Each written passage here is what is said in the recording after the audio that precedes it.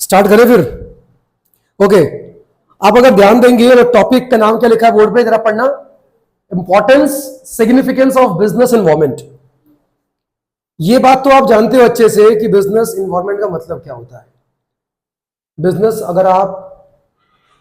अगर मान लीजिए कि आपकी इच्छा होती है कि हम क्या करें, अपना एक अच्छा सा बिजनेस करें, तो उसके लिए पहले आपको ये चेक करना होता है कि हमारे बिजनेस के ऊपर असर करने वाले फैक्टर्स कौन कौन से हैं। ये तो क्लियर हो गया, पढ़ लिया था हमने, बहुत चीजें पढ़ चुके हैं।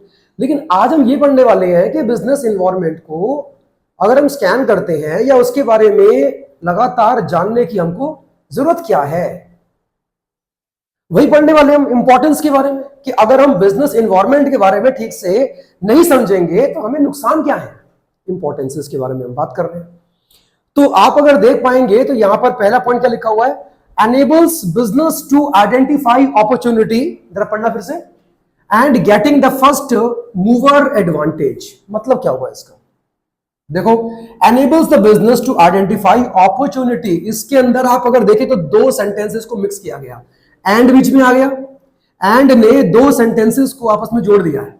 enables business to identify opportunities and getting the first mover advantage, ये दोनों पॉइंट्स अलग अलग हैं। आप अगर बिजनेस एनवायरनमेंट के बारे में जानते हो अच्छे से कि हमारे इर्द गिर्द क्या चल रहा है, तो सबसे पहली चीज कि आपको उसका बेनिफिट क्या मिलेगा। कोई भी अगर एनवायरनमेंट में आप किसी भी अपॉर्चुनिटी को आइडेंटिफाई कर सकते हो, और जैसे ही आपने उसको आइडेंटिफाई किया, सबसे पहला बेनिफिट आप उसका ले सकते हो। जैसे कि कोई एग्जांपल याद आ रहा है, कोई एग्जांपल है? नहीं, चलो हम देखते हैं। टाटा मोटर्स ने सबसे पहले जब उन्होंने एनवायरनमेंट को स्कैन करा, जब उन्होंने एनवायरनमेंट को जांचा, तो उनके सामने बात क्या आई कि हमारे देश के अंदर लग्जरी कार्स बहुत ज्यादा मैन्युफैक्चरिंग, मतलब ऐसी बहुत सारी कंपनियां हैं जो लग्जरी कार में डील करती हैं, अलग अलग तरह का ब्रांड बेचती हैं, नहीं है, सारे के सारे अपने मॉडल्स, अपने स्ट्रक्चर, अपने साइज के ऊपर ध्यान दे रहे हैं। लेकिन इसका ध्यान किसी के ऊपर नहीं गया कि क्यों ना एक फैमिली कार बनाई जाए। एक फैमिली कार होनी चाहिए, क्योंकि इंडिया के अंदर फैमिलीज की बहुत इंपॉर्टेंस होती है ना, हस्बैंड एंड वाइफ और 2 बच्चे। तो क्यों ना एक ऐसी कार बनाई जाए जो स्पेशली फैमिली के लिए बनी हो। आपको पता है, उन्होंने ये चीज जब आइडेंटिफाई करी तो उनके सामने क्या आया, एक अपॉर्चुनिटी आई कि अगर हम ऐसी कार बनाएंगे तो बहुत बहुत चलेगी, हमारे देश में बहुत चलेगी और बहुत बिकेगी भी। तो उन्होंने कौन सी कार निकाली? नैनो। क्या निकाली? नैनो निकाली। मानते हैं कि नैनो उतना सक्सेसफुल नहीं रहा था ड्यू टू उसका लूज साइज, मॉडल भी इतना उसका स्ट्रक्चर भी उसका उतना अच्छा लगता नहीं था, जिसकी वजह से लोगों ने उसको रिजेक्ट कर दिया, वो अलग बात है। लेकिन उस अपॉर्चुनिटी को आइडेंटिफाई करने वाली पहली कंपनी कौन सी बनी? टाटा मोटर्स बनी। टाटा ने पहले उस चीज को आइडेंटिफाई तो किया कि हमारे देश के अंदर कारें बहुत सारी हैं और बड़ी से बड़ी गाड़ी है। टोयोटा जो कंपनी है, नाम सुना है? कौन सी वाली बोला? टोयोटा। वो बड़ी बड़ी कार्स के लिए बड़ी फेमस है, इनोवा, फॉर्च्यूनर, है ना, बहुत सारी इसके ब्रांड्स और भी पास्ट के अंदर आए थे। जैसे कि आपकी क्वालिस मेरे ख्याल से थी, उसे की क्वालिस पहले गाड़ी आती थी, है ना। तो मतलब ये बड़ी बड़ी कार के लिए बड़ी फेमस रही। लेकिन किसी कंपनी ने इस चीज को आइडेंटिफाई नहीं करा कि एक फैमिली कार भी होनी चाहिए। और देखो, उसका सबसे बड़ा प्लस पॉइंट क्या था कि उन्होंने 1 लाख के अंदर कार बेची, वो वाली 1 से 1.5 लाख की रेंज में। मतलब पहला क्या किया, अफोर्डेबल कर दी, और दूसरी फैमिली के लिए बना दी। तो उससे क्या हुआ, ध्यान से देखना, इस अपॉर्चुनिटी को आइडेंटिफाई करने वाली पहली कंपनी कौन सी बनी? टाटा मोटर्स। और जब उन्होंने इसके ऊपर काम किया तो सबसे पहला बेनिफिट भी उन्हीं को मिला। क्या लिखा है? And getting the first mover advantage. कुछ हद तक नैनो वॉज सक्सेसफुल, ये हम कह सकते हैं। कुछ हद तक अपने स्टार्टिंग फेजेस के अंदर नैनो काफी चली थी, लोगों ने बहुत खरीदी। लेकिन एक टाइम ऐसा आ गया, नैनो का इतना बुरा हाल हो गया था कि अब दहेज में अगर कोई किसी को नैनो दे रहा है तो वो उसको अपने ऊपर इंसल्ट मानते थे। भाई किसी की शादी होती है, लड़की वालों ने दहेज में या गिफ्ट के तौर पे नैनो कार दे दी, क्योंकि वो कम रेट्स की थी, अफोर्डेबल थी, 1-1.5 लाख की कार मिल रही है। लेकिन लोगों ने उसको ऐसे ले लिया कि हमारी इंसल्ट है, और उसको नाम दे दिया गया डब्बा। एक डब्बा कार है, उसमें बैठा हुआ आदमी कूल नहीं लगता, अच्छा नहीं लगता, बेकार लगता है, लोग देख के हंसते हैं। इंफीरियर वाली फीलिंग आती है, मतलब इस तरह के टैग मिल गए थे किसको, नैनो को, जिसकी वजह से वो मार्केट के अंदर फेल हो गई। लेकिन देखो पॉइंट फेल या पास का नहीं है, पॉइंट क्या है, अगर टाटा मोटर्स इन्वायरमेंट को स्कैन ना करती, जांचती नहीं, तो उनके सामने ये बात कभी नहीं आती कि एक फैमिली कार भी चाहिए। सारी कंपनियां अपने अपने ब्रांड बेच रही है, लेकिन किसी का ध्यान इस बात पे नहीं है कि क्यों ना हम एक ऐसी कार बनाएं जो कि स्पेशली फैमिली के लिए बनी हो। उन्होंने क्या किया, इस अपॉर्चुनिटी को उन लोगों ने आइडेंटिफाई किया, और ऐसी बात नहीं है, उसके ऊपर काम भी किया गया, तो उसका उन्हें बेनिफिट भी मिला।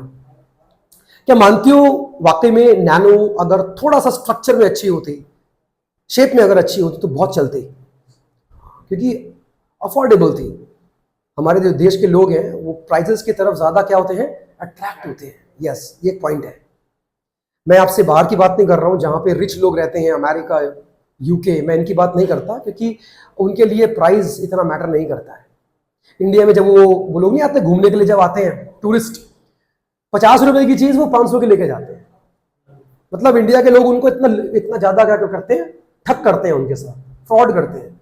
लेकिन उनके लिए 500 रुपए भी कुछ भी नहीं है। 50 रुपए की चीज 500 की बेचते हैं और लेके जाते भी हम। उनके लिए 500 रुपए तो कुछ भी नहीं है यार, क्योंकि उनकी करेंसी हमसे क्या है, थोड़ी सी स्ट्रांग है, हमारी कमजोर पड़ जाती है। बात समझ आ रही है? अच्छा, अगला पढ़ना क्या लिखा है, अगर आप बिजनेस एनवायरनमेंट को ठीक से चेक करते हो, जांचते हो, उसके ऊपर अपनी निगाह रखते हो, तो क्या लिखा है, enables the business to identify threats and early warning signals। फिर से ये दो सेंटेंसेस को जोड़ा गया, जरा पढ़ेंगे फिर से एक बार। लिखा क्या है, enables the business to identify threats का मतलब क्या होता है, बोलो। थ्रेड्स मींस धागा, वो होता है थ्रेड, यहां पे डी आता है, यहां पे क्या लिखा है, T, threats. Threats means danger, खतरा। अगर आप अपने इन्वायरमेंट पे, बिजनेस के इन्वायरमेंट पे अगर आप निगाह रखते हो, अगर आपकी नजर पैनी है बिजनेस के इर्द गिर्द क्या चल रहा है, क्या नए नए चेंजेस आने वाले हैं, तुरंत उसके ऊपर हम काम करें, तो बताओ आपको बेनिफिट क्या मिलेगा, आने वाले खतरों से बचोगे सर, आने वाले खतरों से बचोगे, और उसी टाइप से आपको अर्ली वार्निंग सिग्नल्स भी मिल जाएंगे कि अगर हमने इसके ऊपर काम नहीं किया तो बिजनेस के अंदर हम पीछे रह सकते हैं। एग्जांपल है कोई, एग्जांपल है 1991, जरा याद करो, जब गवर्नमेंट ने न्यू इकोनॉमिक पॉलिसी को लॉन्च किया, तो उसमें क्या रखा गया कि अब एमएनसी भी इंडिया में आ सकती है। क्या बोला, मल्टीनेशनल कंपनीज भी इंडिया के अंदर आके अपना बिजनेस कर सकती हैं, ये रखा गया। जो पहले से ही इंडिया के अंदर कंपनियां उस समय ऑपरेट कर रही थी, काम कर रही थी, उनमें से वो कंपनियां बाहर हो गई जिन्होंने ये न्यूज सुनते ही एक्शन नहीं लिया होगा। बताओ एक्शन लेना क्या चाहिए था, बताओ। बजाज तो ऑलमोस्ट मार्केट से बाहर हो जाती सर, बजाज एक इंडियन कंपनी है, उसको होंडा से कंपटीशन मिलने को तैयार था बिल्कुल 1991 के बाद, जब गवर्नमेंट की न्यू इकोनॉमिक पॉलिसी लॉन्च हुई थी। क्लियर नहीं हो रहा है? जब होंडा कंपनी इंडिया में आई तो बजाज का तो ऐसा हाल हो गया था कि बेटा अब तो दो रास्ते हैं, डू और डाई, करो या मरो। अब यहां पे क्या मतलब है कहने का, या तो सामान अच्छा बना के बेचो या फिर मार्केट से बाहर होने को तैयार हो जाओ, क्योंकि उनके ब्रांड्स के आगे, उनके सामान के आगे हमारी चल नहीं रही थी। आपको पता है होंडा कंपनी कहां की है, जापानीज कंपनी है। उनके पास क्या था, दे हैड टेक्नोलॉजी, और इंडिया इसमें लैकिंग कर रहा था। बजाज कंपनी पहले घटिया से घटिया स्कूटर ऊंचे दामों के अंदर इंडिया में बेच रहा था, क्योंकि लोग खरीद रहे थे। क्यों? क्योंकि कोई दूसरा ऑप्शन था ही नहीं। लेकिन जब उनको यह मालूम पड़ा कि अब इंडिया ने न्यू इकोनॉमिक पॉलिसी को लॉन्च कर दिया है, अब एमएनसी आने वाली है हर फील्ड के अंदर, क्या बैंकिंग, क्या इंश्योरेंस, क्या आपका स्कूटीज, बाइक्स, ऑटोमोबाइल्स, हर फील्ड में अब एमएनसी आ सकती है। क्या हुआ, जिन जिन इंडियन कंपनीज ने अपने आप को इंप्रूव कर लिया, क्योंकि उनको पहले से ही अर्ली वार्निंग सिग्नल्स मिल चुके थे कि अब अगर बेटा इंप्रूव नहीं करा तो ये एमएनसी ऐसी है कि ये तुरंत हमें मार्केट से उठा के बाहर फेंक देंगे। तो अगर आप बिजनेस एनवायरनमेंट के ऊपर अपनी पैनी नजर रखते हो तो आपको आने वाले खतरों से पहले ही अंदेशा हो जाता है, और जो आपको सिग्नल्स मिलते हैं उसके हिसाब से आपको तुरंत एक्शन लेना चाहिए। अगर आपको लगता है कि अगर हमने ये चेंज नहीं करा तो बेटा मार्केट से बाहर होने से हमें दुनिया की कोई ताकत नहीं रोक सकती। बात समझ में आ रही है? It is very important. अच्छा, अगर हम अगले पॉइंट के ऊपर ध्यान दें तो क्या लिखा है, पढ़ना, it helps in tapping useful resources. क्या मतलब है, क्या मतलब है इसका? चलो मैं आपको एग्जांपल देता हूं। मैं एक कंपनी के अंदर जॉब करता हूं, मैं कंपनी में जॉब करता हूं और मैं उस कंपनी में अकाउंटेंट हूं। कौन हूं? अकाउंटेंट हूं। अभी सारे काम सेल्स टैक्स से हो रहे हैं, वैट से हो रहे हैं। अचानक से आता है साल 2017 जिसमें एक जीएसटी का बिल पास होता है और वो एक एक्ट बनता है। अगर मैं अकाउंट्स की जॉब करता हूं तो बताओ क्या इस न्यूज का मेरे काम पर कोई असर पड़ेगा? क्या पड़ेगा? क्या पड़ेगा बताओ? क्योंकि अब तक मैं कैसे काम कर रहा था? अकाउंट्स में सारी एंट्री सेल्स टैक्स के हिसाब से हो रही थी, वैट के हिसाब से हो रही थी, सीएसटी सेंट्रल सेल्स टैक्स के हिसाब से हो रही थी। अब कैसे होगी? मुझे क्या करना चाहिए? इससे पहले कि पूरे कंट्री में जीएसटी अप्लाई हो जाए, मुझे तुरंत जीएसटी को सीखना चाहिए। नहीं सीखूंगा तो जिस कंपनी में जॉब कर रहा हूं वहां से भी नौकरी जाएगी और कहीं और नहीं मिलेगी। टैपिंग यूजफुल रिसोर्स, इस समय मेरे लिए यूजफुल रिसोर्स क्या है? जीएसटी को सीखना। और ये मुझे मालूम कैसे पड़ा? जब मैंने बिजनेस एनवायरनमेंट के ऊपर निगाह रखी कि इर्द गिर्द में गवर्नमेंट कौन से नए रूल निकाल रही है जिसका असर मेरे काम के ऊपर पड़ सकता है। बात समझ आ रही है? तो बिजनेस एनवायरनमेंट के ऊपर अगर आप अपनी निगाह रखते हो तो एटलीस्ट आपको ये पॉइंट भी क्लियर होता है कि हमें अब कौन कौन से रिसोर्सेज को टैप करना चाहिए ताकि आने वाले टाइम में हम मार्केट के अंदर बने रह सके। डाउट तो नहीं है? आगे बढ़ सकते हैं। आगे पॉइंट देखो, उन्होंने क्या लिखा है? It helps in कॉपिंग rapid changes. ये वही पॉइंट आ गया। अब मार्केट में क्या आ चुका है? जीएसटी आ चुका है।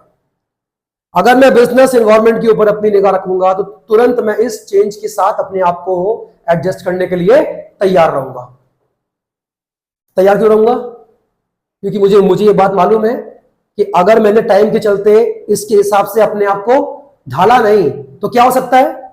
मेरे हाथ से काम जा सकता है और फिर नई जगह पे मुझे काम मिलना मुश्किल हो जाएगा। और हर कोई एक ही बात बोलेगा, पहले ये सीख कर आओ उसके बाद बात करना।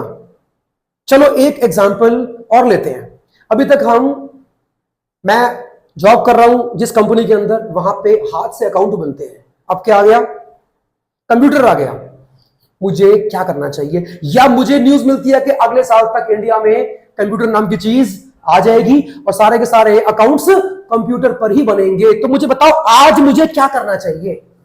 मुझे कंप्यूटर सीखना चाहिए या मुझे ऐसा कोई भी कोर्स करना चाहिए जिसमें एटलीस्ट मुझे कंप्यूटर का बेसिक नॉलेज तो जो है मुझे मिल सके।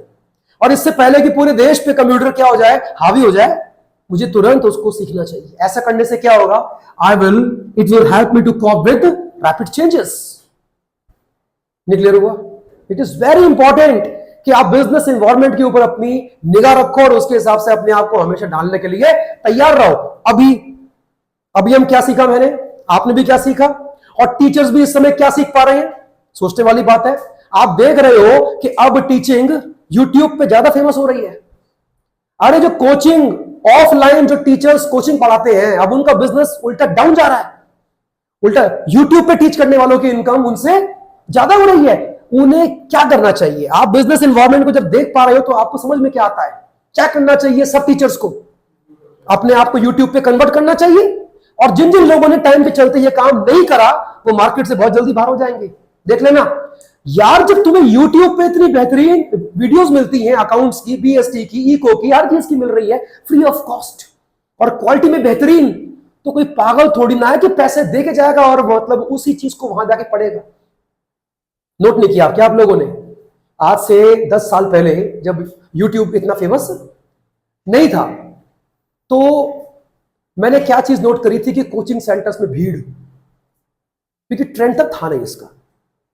तो उस टाइम शायद ये टीचर ये सोचते होंगे कि आने वाले 10 साल में तो पता नहीं हम कहां से कहां पहुंचेंगे, लेकिन ऐसा चेंज आया मार्केट में, सब कुछ online. That is your what? Social media, इसका बहुत बेनिफिट है। इस रूम के अंदर I can teach up to only 20 students, लेकिन इस पे I can teach the whole India. नहीं, वो भी बिना किसी इंफ्रास्ट्रक्चर के। क्या मुझे बेंच चाहिए होंगी उसके लिए, स्टूल चाहिए होंगे? कुछ नहीं चाहिए। अरे एसी भी नहीं है तब भी काम चलेगा तुम्हारा। एक कैमरा होना चाहिए, उस पर नेट, एक बोर्ड जो कि हमारे पास है ही, चल सकता है बिल्कुल। हाँ या ना? बात समझ नहीं आ रही है? ये भी बिजनेस इन्वायरमेंट है क्या, जो मैंने बात करी आपसे अभी। और इसका इंपैक्ट बच्चों पे नहीं, किस पर आएगा? टीचर्स पे आएगा, उनके बिजनेस पे जाएगा। नेक्स्ट क्या लिखा है, पढ़ो। Helps in assisting planning and policy formulation. अगर आप बिजनेस इन्वायरमेंट के इर्द गिर्द निगाह रखते हो तो आपको हमेशा होने वाले चेंजेस पहले से ही मालूम पड़ जाएंगे कि मार्केट में अब ये चेंज आने वाला है। तो आप क्या कर पाओगे फिर उसी हिसाब से प्लानिंग और अपनी पॉलिसी को फॉर्मुलेट कर पाओगे। नहीं? आपको मैं एग्जांपल दे दूं। इंडियन गवर्नमेंट इस साल अनाउंस करती है कि टूरिस्ट, अगले साल से टूरिस्ट जो आएंगे वो कुछ भी करेंगे यहां पे खर्चा, उनसे पैसा आधा लिया जाएगा। मान लेते हैं उनके एक्सपेंडिचर्स, उनके एक्सपेंसेस अब हाफ कर दिए गवर्नमेंट ने इंडिया में। और ये इस साल नहीं, ये नेक्स्ट ईयर होगा। और हमारा बिजनेस है रेस्टोरेंट्स का, नहीं होटल्स का, जहां पे स्टे होता है। क्या इसका इंपैक्ट आएगा हमारे बिजनेस में? क्या आएगा? अबे टूरिस्ट आए पहले से, अब अगले साल टूरिस्ट ज्यादा आएंगे या कम आएंगे? हमें क्या करना चाहिए? प्राइस नहीं, हमें अपनी और ब्रांचेस खोलनी चाहिए, क्योंकि अगले साल से काम आने वाला है हमारे पास बहुत ज्यादा। नहीं, उनके लिए अब इंडिया में स्टे करना सस्ता हो जाएगा, तो वो ज्यादा दिन तक रह पाएंगे और टूरिस्ट की संख्या भी बढ़ेगी। तो उसके लिए हमें क्या चाहिए होंगे? और we need more hotels, more rooms. कहां से लेकर आओगे? परचेज करो इस साल ही। इस साल की प्लानिंग कर ली हमने भैया, इस साल की प्लानिंग हमने कि हमें इस साल के एंड में आते आते 12 करोड़ 1200 करोड़ का हमें और खर्चा करना है। We have to purchase more hotels. और इस साल तक आते आते हम ये प्लान पूरा का पूरा एग्जीक्यूट कर लेंगे, इससे पहले कि वो आना स्टार्ट हो यहां पे। बस हमें आ रही है? ये कब पॉसिबल हुआ? जब मैंने बिजनेस एनवायरनमेंट को ध्यान से जांचा, उसके ऊपर अपनी निगाह रखी, है ना। जो होगा देख लेंगे, ऐसा नहीं होता। जो होगा देख लेंगे ना, तब तक तो बाजी हाथ से निकल चुकी होगी बेटा। बात समझ आई है? नेक्स्ट पढ़ना। It helps in improving the performance. जब यार इतना कुछ करोगे, इतने पैनी निगाह रखोगे बिजनेस के इर्द गिर्द होने वाली एक्टिविटीज के ऊपर, तो जाहिर सी बात है कि आपकी परफॉर्मेंस इंप्रूव ही करेगी। क्या करेगी? इंप्रूव करेगी। हाँ, डाउट है इसमें किसी को? कुछ पूछना है? एक बार देखो, ध्यान से देखो। किसी भी पॉइंट में अगर लगता है कि यार ये चीज मेरे को ढंग से क्लियर नहीं हुई है तो पूछिए, वरना फिर हम आगे बढ़ते हैं। कमेंट्स में क्या उल्टी बातें करना हमेशा। डन? तो क्लोज करें फिर।